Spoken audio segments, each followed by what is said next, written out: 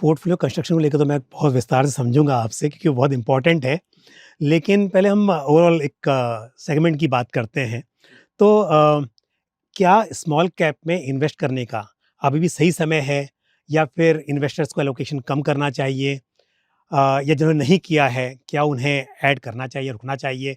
तो मुझे थोड़ा-सा पहले ओवरऑल जो हम हमें सोचते हैं कि इक्विटी में इन्वेस्ट करना है कि नहीं करना है अभी राइट नाउ जब मार्केट में उतार-चढ़ाव बना हुआ है और उसमें स्मॉल कैप में एक्सपोज़र बढ़ाना या कम करना, उसको लेके क्या स्ट्रैटेजी इन्वेस्टर्स को जी, बनानी तो मैं चाहिए? इसमें थोड़ा-सा हाँ। कि थोड़ा पीछे जाएँगे फिर। बिल्कुल, हाँ, तो स्मॉल कैप की पहले एसेट ने कैसा किया है और क्या है ये एसेट, बिल्कुल। है ना? तो अगर आप सेबी की डेफिनेशन या एमफी की डेफिनेशन हुँ, देखते हैं, तो पहली 1 टू 100 ये लार्ज कैप है, बिल्कुल। 101 टू 250 ये मिड कैप है हुँ, और उसके नीचे सब स्मॉल कैप है। बिल्कुल।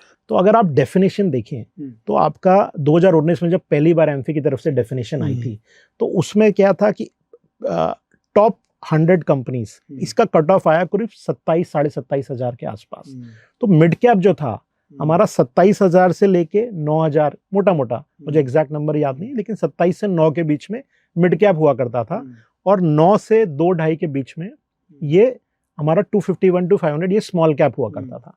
अभी अगर आप नई डेफिनेशन देखेंगे हाँ, तो हमारा जो मिड कैप था हुँ, 5-6 साल पहले, हुँ, वो पूरा उठ के अब हो गया है स्मॉल कैप। हुँ, अभी आप एक से आपका 90,000 करोड़ हुँ, जो पहले 27 था, मतलब हुँ, 3.5 गुना हुँ, ये हो गया है मिड कैप का कट ऑफ। हुँ, तो 90,000 करोड़ टू 30,000 करोड़ ये अब आपका मिड कैप है हुँ, और 30,000 करोड़ टू 9,000 करोड़ ये आपका 251 टू 500 है।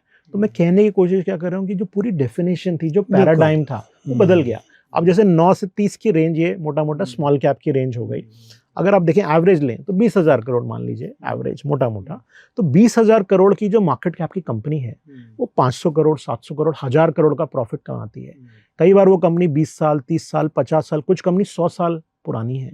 तो जो हमारा एक सोचने का तरीका है कि छोटी कंपनी, कमजोर company, poor corporate governance, high volatility, अब हमें थोड़ा सा उसको बदलना पड़ेगा क्योंकि अब ये कंपनियां ग्लोबल स्टैंडर्ड पे भी छोटी नहीं रह गई। कोई कंपनी की मार्केट कैप जब 2 बिलियन 3 बिलियन हो जाती है तो कई सारे ग्लोबल फंड्स के भी कट ऑफ वो क्लियर कर लेती है। तो मैं आपको एक डेटा पॉइंट दूं, अगर पिछले 10 साल में मिड कैप इंडेक्स का रिटर्न 19% है और सबसे बेस्ट परफॉर्मिंग असेट क्लास है मिड कैप। और वो क्यों हुआ? क्योंकि एक समय आया 2015-16 के बाद जब कई सारी मिड कैप कंपनी बाहर के फॉरेन इन्वेस्टर्स के रडार पे आने लगी क्योंकि उनके कट ऑफ क्लियर होने लगे, उन पे रिसर्च रिपोर्ट बढ़ने लगी, बहुत इन्वेस्टर्स फंड मैनेजर्स उन पे एनालिसिस करने लगे, तो एकदम से डिस्कवरी हो गई। तो इसका नतीजा क्या था कि कंपनीज अच्छा अर्निंग्स ला रही थी लेकिन डिस्कवरी भी हो रही थी। तो वो एक कंबाइंड इफेक्ट था कि आपको मिड कैप में बहुत अच्छा एक 10 साल का एक्सपीरियंस रहा। हमें लगता है कि small cap as a segment अब उस तरफ बढ़ रहा है जब इसमें डिस्कवरी ज़्यादा होगी, रिसर्च रिपोर्ट ज़्यादा लिखी जाएंगी, फंड मैनेजर ज़्यादा एनालाइज करेंगे। और क्योंकि अब इंडिया की एक बहुत बड़ा डायनेमिक इकोनॉमी है, मैं मैं 3 फैक्टर जो मेरे पास हैं। एक जो डेफिनेशन है स्मॉल कैप की, उसमें बहुत बड़ा बदलाव हुआ, जैसे वो मैंने तो बोला सही बात है 3 कि से वो 4 गुना। मार्केट कैप जो हम बात कर रहे थे पहले, हाँ, लार्ज कैप में अगर 100 कंपनी की बात करें जी, तो आज स्मॉल कैप की जो टॉप कंपनी है वो आसपास में है उसका। वो मिड कैप जो हुआ करता था उसके हाँ, बराबर हो गई। करेक्ट। तो एक डेफिनेशन चेंज हो गई। दूसरा जो बहुत बड़ा फैक्टर है आपका, ये जो भारत का आज जो इकोनॉमी है ये बहुत डायनेमिक है। मैं आपको एग्जांपल देता हूँ। मैं 2010 से 2020 के बीच में मैं 17-18 साल से इस इंडस्ट्री में हूँ। तो जब मैं उस टाइम फंड मैनेज करता था तो बड़ा आसान होता था।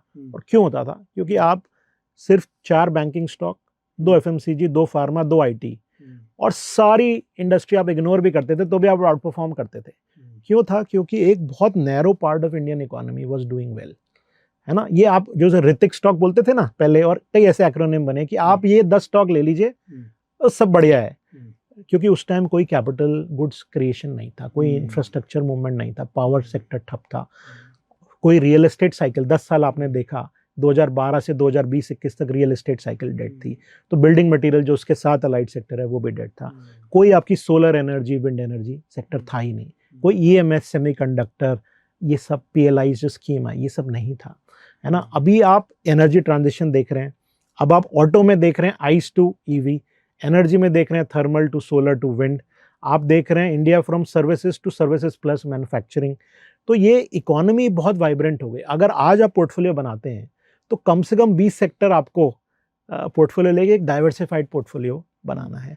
तो कई सारे जो फास्टर ग्रोइंग पार्ट हैं इकोनॉमी के, वो स्मॉल कैप वो स्मॉल कैप में आपको ज़्यादा मिलते हैं। जैसे अगर आप देखिए रियल एस्टेट है, उसमें एक नेम आपको निफ्टी में मिलेगा और मोस्ट नाम आपको स्मॉल और मिड में मिलेंगे। अगर आप ईएमएस देखें तो सबका सब स्मॉल और मिड कैप में ही है।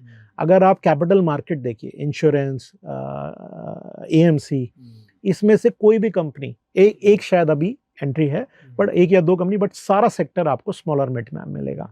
ये आपका सोलर एनर्जी, विंड एनर्जी, इसकी पूरी इक्विपमेंट चेन, ईवी के इक्विपमेंट चेन, ईवी कंपनीज, ये सब आपको स्मॉल और मिड में मिलेंगी। तो और वो एक दिन पहुंचेंगी होपफुली कि जब बड़ी हो जाएंगी तो लार्ज कैप भी बनेंगी, लेकिन शुरुआत आपकी लाइफ में हमेशा स्मॉल कैप से होती है। तो मैं क्या बोल रहा हूँ, जब आपकी एक डायनेमिक इकोनॉमी होती है जिसमें कई सारे नए सेक्टर आ रहे हैं, न्यू ब्लड आ रहा है, तो आपको स्टॉक पिकिंग की अपॉर्चुनिटी आपको स्मॉल कैप में बहुत अच्छी मिलती है। और तो तीसरा जो सबसे इम्पॉर्टेंट फैक्टर है कि हमने पास्ट में क्या देखा, Nifty small cap 250, Nifty small cap 100, ये दो बेंचमार्क हैं जिसका एग्जिस्टेंस 2004 से 2005 के आसपास है दोनों का। तो करीब 20 साल दोनों इंडाइसेस को हो गए। इंडाइस लेवल का रिटर्न है 16 से 17% IRR ओवर 20 ईयर्स, 2-4 साल की बात नहीं कर रहे, 5 साल को इग्नोर करते हैं।